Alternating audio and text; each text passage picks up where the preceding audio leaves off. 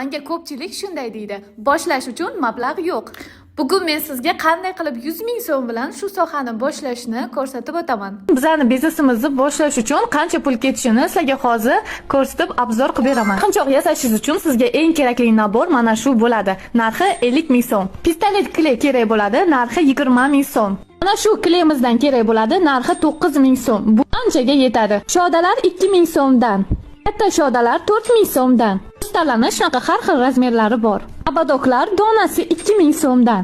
Og'ir metallarni, yengil metallarni shunaqa grammga olasiz 3 ming so'mdan 10 grammi. Sim kerak bo'ladi, har xil ranglari bor, donasi 3,5 ming. O'zingiz guvohi bo'lganingizdek, narxlar siz o'ylaganchalik qimmat emas va bemalol 100 ming so'm bilan ham shu sohani boshlashingiz va eng asosiy ish qurollarini 100 mingga sotib olishingiz mumkin. Shuning uchun mablag' sizga bahona bo'la olmaydi, axir siz katta pul olib keladigan biznesni boshlayapsiz. Taqinchoq sohasi esa eng kichkina pul bilan boshlanadigan katta biznes. Kursga yozilgan 30 ta insonga boshlang'ich ish qurollarini bepulga sovg'a qilib jo'natamiz. Buning uchun quyidagi telefon raqamlariga qo'ng'iroq qiling yoki Telegram orqali bog'lanib kursga yozilishingiz mumkin.